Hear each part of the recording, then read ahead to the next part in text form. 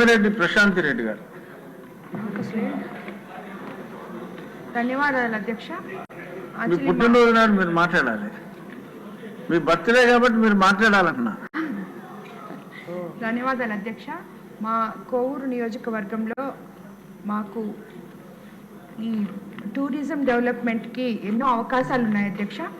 యాక్చువల్గా చెప్పాలంటే మైపాడ్ బీచ్ చాలా ఫేమస్ బీచ్ అధ్యక్ష. అదేవిధంగా కనిగిరి రిజర్వాయర్ ఉంది. రిజర్వాయర్ దగ్గర కూడా ఒక పర్యాటక స్థలం కావాలని చెప్పి నేను ఆల్రెడీ మినిస్టర్ గారికి ఇవ్వడం జరిగింది అధ్యక్ష. మైపాడ్ బీచ్ని మనము చాలా అభివృద్ధిలోకి తీసుకురావచ్చు అధ్యక్ష. చుట్టుపక్కల ఎన్నో ఫేమస్ దేవాలయాలు ఉన్నాయి, చాముండేశ్వరి దేవాలయము, ఇలాంటి దేవాలయాలన్నీ. దానివల్ల మనం టూరిజం చాలా డెవలప్మెంట్ చేసుకోవచ్చు. కాబట్టి మా కాన్స్టిట్యున్సీలో ఉన్న ఈ 2 పర్యాటక స్థలాల మీద దృష్టి పెట్టాలని మంత్రి గారిని కోరుకుంటున్నాను అధ్యక్ష. మంత్రి గారు మీరు క్లుప్తంగా జవాబు ఇచ్చేస్తే. అధ్యక్ష, ఇప్పుడు చాలామంది మన బీచ్ ఫెస్టివల్స్ గురించి లేకపోతే వివిధ ప్రాంతాల్లో జరిగే ఫెస్టివల్స్ గురించి కూడా మాట్లాడారు అధ్యక్ష. ఇక్కడ ఒక క్యాలెండర్ ఒకటి తయారు చేసాం అధ్యక్ష. త్వరలోనే అందరికీ కూడా అందేలా చేస్తాం. అంటే టూరిజం క్యాలెండర్ ఎలాగంటే ఏ ప్రాంతాల్లో ఏ రకమైనటువంటి ఈవెంట్స్ని కండక్ట్ చేయాలనేటువంటిది. ప్రధానంగా మన డిసెంబర్ నుంచి మనకి బీచ్ ఫెస్టివల్స్ స్టార్ట్ అవుతాయి. అవి ఎక్కడెక్కడ ఏ రకంగా నిర్వహించాలనేటువంటి దాన్ని పూర్తి స్థాయిలో మేము క్యాలెండర్ కూడా తయారు చేసుకుంటున్నాం అధ్యక్ష. దాన్ని అందరికీ తెలియజేసి స్థానికంగా మన నాయకులందరి యొక్క ఇన్వాల్వ్మెంట్ తోటి ఆ కార్యక్రమాలను నిర్వహించుకోవడం జరుగుతుంది. వారందరికీ ముందుగానే తెలియజెప్పి ఆయా జిల్లాల్లో ఒక సమావేశం ఏర్పాటు చేసుకుని దాన్ని ముందుకు తీసుకెళ్తాం అధ్యక్ష. రెండోది, పుల్లారావు గారు చెప్పిన దాని ప్రకారం కొండవీడి ఫోర్టు, వెన్నముద్ద కృష్ణుడు అవి తప్పనిసరిగా ప్రత్యేకమైనటువంటి ఇంపార్టెన్స్ ఇవ్వాలి, అవి ఇచ్చి తీరుతాం అనేటువంటి మాటని దాంతో ఇప్పుడే మాట్లాడుకున్నాం. నేను ఆ జిల్లాకి చెందినటువంటి మనోహర్ గారు మంత్రివర్యులు ఒకసారి వెళ్ళి చూసి దాన్ని కూడా విజిట్ చేస్తే మాకు కూడా ఐడియా వస్తుంది అనేటువంటి ఆలోచన. అదేవిధంగా మాజీ మంత్రివర్యులు అఖిల ప్రియ గారు చెప్పారు, మామూలు ఫుట్ఫాల్ పెంచాలనేటువంటి ఆలోచన. నిజంగా ఇది మనం చేయాల్సినటువంటి ప్రధానమైన కార్యక్రమం. 5 సంవత్సరాల పాటు మొత్తం నాశనం అయిపోయినటువంటి పరిస్థితి నుంచి మళ్ళీ ఇప్పుడిప్పుడే మనం నెమ్మదిగా అడుగులు వేసుకుంటూ దాన్ని ప్రారంభిస్తున్నాం. ఖచ్చితంగా ఫుట్బాల్ పెరగడానికి ఏవైతే ప్రాజెక్టులు నెగ్లెక్ట్ చేయబడ్డాయో వాటన్నిటిని కూడా మళ్ళీ ప్రారంభాలను చేసుకునేలాగా రీస్టార్ట్ చేసుకునే విధంగా చేస్తాం. క్యాన్సిల్ అయిన వాటిని అన్నింటినీ కూడా మళ్ళీ తిరిగి మొదలు పెడతాం. హోటల్స్ ఇచ్చారని చెప్పారు. హోటల్స్ ఇప్పుడు కూడా ఒబరాయ్ కానీ తాజ్ కానీ ఇవన్నీ మళ్ళీ ట్రాక్ మీదకి వస్తున్నాయి. వాళ్ళు వివిధ ప్రాంతాల్లో హోటల్స్ ప్రారంభించడానికి సిద్ధంగా ఉన్నారు. దాన్ని కూడా తీసుకొస్తాం అనేటువంటి మాట చెబుతున్నామండి. అదేవిధంగా గౌరవ శాసనసభ్యులు చెప్పినట్లుగా తోటపల్లి రిజర్వాయరు, దానికి ఛత్తీస్గఢ్ నుంచి కూడా సందర్శకులు వస్తారనేటువంటి మాట చెప్పారు. అక్కడ వాటర్ స్పోర్ట్స్ అన్నారు. దాన్ని కూడా ఒకసారి చూసి తప్పనిసరిగా అక్కడ ఏ రకంగా చేయొచ్చు. ఏది చేసినప్పటికీ అధ్యక్ష, ఇది ప్రభుత్వం దగ్గర నిధులు ఇవాళ ఉండి కాదు, ఇది ప్రైవేట్ పార్ట్నర్షిప్ తోనే చేయాల్సినటువంటి అవసరం ఉంటుంది. దానికి అనుగుణంగా అక్కడ ఉన్నటువంటి స్థానిక శాసనసభ్యులు కూడా వీటి మీద ఆసక్తి ఉన్నటువంటి పెట్టుబడిదారులను మీరు ఇన్వైట్ చేసి వాళ్ళందరం కలిసి కూర్చుని దీనికి ఎక్కడెక్కడ ఏం చేయాలో, ప్రభుత్వ పరంగా ఇచ్చేటువంటి రాయితీలు ఏవైతే ఉన్నాయో అవి నేను ఇప్పుడే పాలసీలో చెప్పాను. అలాంటి ప్రాజెక్టులు చేసినప్పుడు పరిశ్రమకి ఇచ్చేటువంటి రాయితీలు ఏవైతే ఉన్నాయో అవన్నీ ఇస్తామని చెప్పాం. కాబట్టి అవి వారికి చెప్పి అట్రాక్ట్ చేసుకుని తీసుకొస్తే ఇవన్నీ మనం ట్రాక్ మీద తీసుకొద్దాం అధ్యక్ష. అదేవిధంగా ప్రశాంత్ రెడ్డి గారు చెప్పారు, శ్రీమతి ప్రశాంత్ రెడ్డి గారు, వారు గతంలోనే నేను అక్కడికి వెళ్ళినప్పుడు, నెల్లూరు వెళ్ళినప్పుడు వారు నాకు ఒక రిప్రజెంటేషన్ కూడా ఇవ్వడం జరిగింది. మైపాడ్ బీచ్ డెఫినెట్ గా అందరూ కూడా అప్రిషియేట్ చేసేటువంటి బీచ్ అది. దాన్ని అద్భుతంగా తయారు చేయాలి. రేపు చేసేటువంటి బీచ్ ఫెస్టివల్స్ లో మైపాడ్ ను కూడా ఒక ఇంపార్టెంట్ బీచ్ గా పెట్టుకోవడం జరిగింది. దాన్ని కూడా క్యాలెండర్ ద్వారా తెలియజేస్తాం. కనిగిరి రిజర్వాయర్ గురించి కూడా చెప్పారు. ఇలా మొత్తంగా అందరికీ నేను చెప్పేది ఏంటంటే, మనం రాబోయే 5 సంవత్సరాల కాలంలో పాలసీని ఇంప్లిమెంట్ చేసుకుంటూ పాలసీ ప్రకారం అన్ని ప్రాంతాల్లోనూ కూడా పర్యాటక కేంద్రాలను అభివృద్ధి చేయడానికి అందరం కలిసి కృషి చేద్దాం అనేటువంటి మాటే ప్రత్యేకంగా నేను చెప్తున్నాను. ప్రైవేట్ ఇన్వెస్టర్స్ ని మనం ఇన్వైట్ చేయటం, ఆకర్షించడం అనేది ప్రధానంగా ఇందులో తీసుకోవాల్సిన అంశంగా మనం చేసుకుంటూ సెలవు తీసుకుంటాం. ఇప్పుడు డ్రోన్ విధానంపై రహదారులు, భవనాలు, మౌలిక సదుపాయాలు మరియు పెట్టుబడుల శాఖ మంత్రి గారు ప్రకటన. ధన్యవాదాలు అధ్యక్ష. 5 ఏళ్ల పాటు అభివృద్ధికి ఆమడ దూరంలో అట్టడుగున నిలిచిన ఆంధ్రప్రదేశ్ మొన్న జరిగిన డ్రోన్ సదస్సు తాజాగా సీప్లేన్ వంటి వినూత్న కార్యక్రమాలతో విజనరీ లీడర్ గౌరవ ముఖ్యమంత్రి గారి నాయకత్వంలో ఆకాశమే హద్దుగా అభివృద్ధి పదంలో ముందుకు సాగుతోంది. ఈ కూటమి ప్రభుత్వంలో సాంకేతికంగా, పర్యాటకంగా పలు వినూత్న కార్యక్రమాల ఆవిష్కరణకు వేదికగా నేడు అంటే అమరావతి, ఆంధ్రప్రదేశ్లుగా మారాయి ఆ అభివృద్ధి, ఆ ఆచరణ. ఇటీవల అమరావతి డ్రోన్ క్యాపిటల్ గా తీర్చిదిద్దాలనే లక్ష్యంతో నిర్వహించిన అమరావతి డ్రోన్ సదస్సు, డ్రోన్ షో అందరినీ ఆదరించడంతో పాటు గిన్నీస్ బుక్ ఆఫ్ రికార్డులో చోటు చేసుకోవడము, గత 5 ఏళ్లుగా కనుమరుగయ్యేలా చేసిన అమరావతి బ్రాండ్ను జాతీయ, అంతర్జాతీయ స్థాయిలో మరోసారి ఇనుమడింపజేసే ప్రయత్నం విజయవంతం చేయగలిగామని గర్వంగా చెప్పగలుగుతున్నాము. భారతదేశానికి ఏపీని డ్రోన్ హబ్గా తీర్చాలన్న గౌరవ ముఖ్యమంత్రి గారి ఆశయము, ఈ ఆశయ సాధనలో భాగంగా ఏపీ డ్రోన్ కార్పొరేషన్ ఆధ్వర్యంలో అక్టోబర్ 22, 23వ తేదీల్లో 2 రోజుల పాటు ప్రతిష్టాత్మకంగా అమరావతి డ్రోన్ సమ్మిట్ 24 నిర్వహించాము.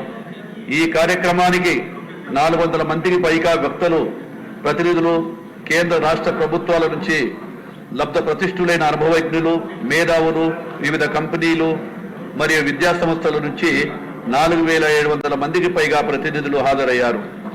సదస్సులో 53 స్టాల్స్ డ్రోన్ల రంగంలో వస్తున్న మార్పులకు అద్దం పట్టేలా ప్రత్యేక డ్రోన్ అనే ఏర్పాటు చేయడం జరిగింది. ఈ ప్రదర్శనను 15,000 మందికి పైగా సందర్శించారు. సదస్సు తొలి రోజు సాయంత్రం కృష్ణానది తీరాన ప్రభుత్వం ప్రతిష్టాత్మకంగా 5,500 డ్రోన్లతో నిర్వహించిన mega drone show 5 Guinness world record సాధించింది. ఈ సదస్సులో భాగంగా నిర్వహించిన హ్యాక్థాన్లో 515 మంది ఔత్సాహికులు పాల్గొన్నారు. వీరిలో 4 కేటగిరీలు: వ్యవసాయ ఆధారిత, విపత్తుల నిర్వహణ, పట్టణాభివృద్ధి, పబ్లిక్ సేఫ్టీ, కంప్యూటర్స్, విజన్లతో పాటు మొత్తం 16 మంది విజేతలుగా నిలిచారు. వీరికి మొత్తం 24 లక్షలు బహుమతిగా అందించడమైంది. ఈ సదస్సులో గౌరవ ముఖ్యమంత్రి నారా చంద్రబాబు నాయుడు గారు మాట్లాడుతూ ఏపీని దేశానికి డ్రోన్ క్యాపిటల్ గా అభివృద్ధి చేయాలని సంకల్పించారు. గౌరవ ముఖ్యమంత్రి సూచనల మేరకు అనుసరించి రికార్డుల సమయంలోనే కేవలం 15 రోజుల్లో ఒక కొత్త డ్రోన్ పాలసీని కేబినెట్ ముందుకు తీసుకొచ్చి ఆమోదం పొందాము.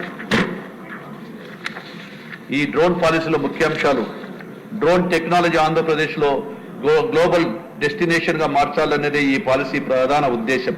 కర్నూలు జిల్లాలో ఓరకల్లులో 300 ఎకరాలలో ప్రభుత్వ డ్రోన్ సిటీని ఏర్పాటు చేస్తుంది. కర్నూలు జిల్లా ఓరకల్ మండలంలోని కొమరోలు, పాలకొలను, చింతలపల్లె ప్రాంతాల్లో డ్రోన్ సిటీ ఏర్పాటుకు అనువైన 300 ఎకరాల భూములను అధికారులు పరిశీలించడం పూర్తయింది. రాష్ట్రంలో కనీసం 100 డ్రోన్ కంపెనీలు నెలకొల్పడం, 20కి పైగా రిమోట్ పైలట్ శిక్షణలు ఇవ్వడం, 25,000 మందికి డ్రోన్ రిమోట్ పైలట్ శిక్షణ కల్పించుట, డ్రోన్ రంగంలో ప్రత్యక్షంగా 15,000 మందికి, పరోక్షంగా 25,000 మందికి, మొత్తం 40,000 మందికి ఉద్యోగ అవకాశాలు కల్పిస్తాము.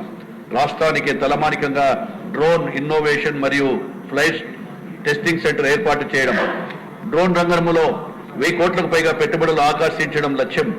ఈ రంగంలో ఏటా 3,000 కోట్ల రాబడి సాధనతో దాంతోపాటు 1000 కోట్ల ఎగుమతులు సాధించడం లక్ష్యం. పిపిపి విధానం ద్వారా ఇంజనీరింగ్, ఐటీఐ, పాలిటెక్నిక్ కాలేజీల్లో 50 సెంటర్స్ ఆఫ్ ఎక్సలెన్స్ ఏర్పాటు చేస్తాము. 100 యూజ్ కేసెస్ లో కొత్త మరియు ఇన్నోవేటివ్ డ్రోన్ అప్లికేషన్ విజయవంతంగా అభివృద్ధి చేయడం, వివిధ రంగాల్లో ప్రజాసేవలను మరింత సమర్థవంతంగా అందించడం.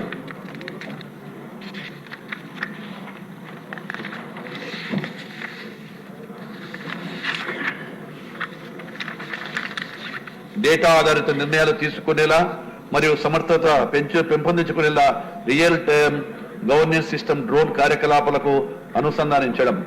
ఆర్థిక ప్రోత్సాహాలు: పెట్టుబడులు పెట్టేవారికి వారి మూలధనం పెట్టుబడిలో గరిష్టంగా 5 కోట్లకు మించకుండా 20% రాయితీ కల్పించడం. ఈ రాయితీ అసెంబ్లీ యూనిట్లు, రిమోట్ పైలట్ శిక్షణా సంస్థలు, పరిశోధన మరియు అభివృద్ధి కేంద్రాలకు వర్తిస్తుంది. రాష్ట్రంలో తయారు చేయబడిన, విక్రయించిన మరియు నామోదు చేయబడిన తుది ఉత్పత్తులపై 100% ఎస్జీఎస్టీ రాయితీ కల్పించబడుతుంది. యూనిట్ విద్యుత్ వ్యయంపై ₹1 రాయితీని 2 ఏళ్ల వరకు సంవత్సరానికి 2 లక్షలకు మించకుండా చెల్లించబడుతుంది.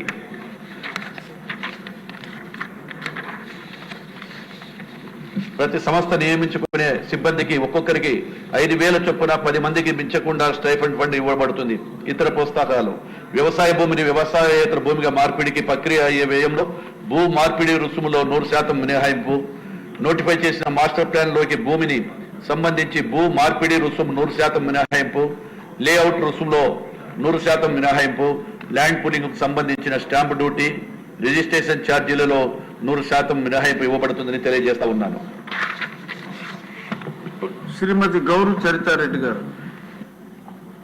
అధ్యక్ష, ఆంధ్రప్రదేశ్ గ్లోబల్ డ్రోన్ టెక్నాలజీ హబ్గా మార్చే దిశగా రాష్ట్ర ప్రభుత్వము 2024-29 కోసం ప్రతిష్టాత్మకమైన ఆంధ్రప్రదేశ్ డ్రోన్ పాలసీ 4.0ను ప్రవేశపెట్టింది. అధ్యక్ష, వెనుకబడిన ప్రాంతమైన మా రాయలసీమలో దీన్ని ఏర్పాటు చేయడం హర్షించదగ్గ విషయం. అధ్యక్ష, ఈ ముఖ్యంగా కర్నూలు జిల్లాలోని మా పాణ్యం నియోజకవర్గంలో ఓర్వకల్లో 300 ఎకరాల్లో డ్రోన్ హబ్గా ప్రకటించినందుకు గౌరవ ముఖ్యమంత్రి గారికి హృదయపూర్వకంగా ధన్యవాదాలు తెలియజేసుకుంటున్నాను. అధ్యక్ష, గతంలో అయితే ఈ డ్రోన్ పాలసీ డ్రోన్స్ యుద్ధాల్లోనే వాడేవారు. అధ్యక్ష, కానీ ఇప్పుడు వ్యవసాయ రంగంలో అయితేనేమి, అలాగే లా అండ్ ఆర్డర్లు అయితేనేమి, పెద్ద పెద్ద పట్టణాల్లో ట్రాఫిక్ సమస్యలు తీవ్రంగా ఉన్నాయి. అధ్యక్ష, దీనికోసం కూడా ఈ డ్రోన్లు ఉపయోగిస్తున్నారు. అధ్యక్ష, అక్కడికి నిత్యావసర వస్తువులు తీసుకెళ్లడానికి కూడా ఇది ఎంతగానో ఉపయోగపడుతుంది. అధ్యక్ష, మొన్ననే మనము విజయవాడలో బుడమేరు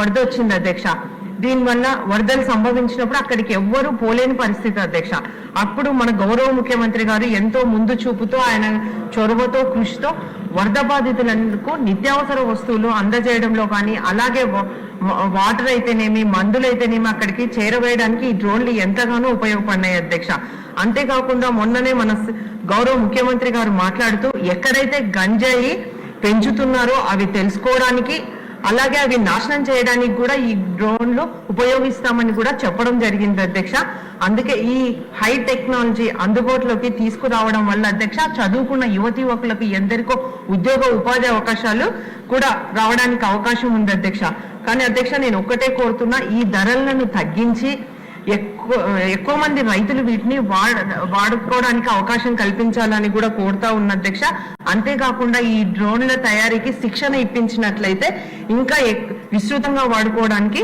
అవకాశం ఉంది. అధ్యక్ష, ఇప్పుడే మన మంత్రి గారు బీసీ జనార్దన్ రెడ్డి అన్న గారు చెప్తూ దీనివల్ల 15,000 మందికి ప్రత్యక్షంగా, అలాగే 25,000 మందికి పరోక్షంగా ఉద్యోగ అవకాశాలు కల్పించడానికి అవకాశం ఉందని చెప్పారు. అధ్యక్ష, కాబట్టి నేను కూడా ఒకటే కోరుతా ఉన్నా, దీనివల్ల ఏపీలో స్కిల్ డెవలప్మెంట్ సహకారంతో ఇంజనీరింగ్ కాలేజీలు అయితేనేమి, పాలిటెక్నిక్లు అయితేనేమి, ఐటీఐల్లో డ్రోన్ టెక్నాలజీతో సెంటర్లు ఏర్పాటు చేసి చదువుకున్న యువతి యువకులకు ఉద్యోగ అవకాశాలు ఇప్పించాలని మనస్ఫూర్తిగా కోరుకుంటున్నాను. అధ్యక్ష, ఈ అవకాశం ఇచ్చినందుకు మీకు ధన్యవాదాలు. అధ్యక్ష, మంత్రి గారు. చరితమ్మ గారు చెప్పిన సూచనలు ఖచ్చితంగా ఏమైనా ఉంటే వాటిని కూడా దీంట్లో పొందుపరుస్తాం.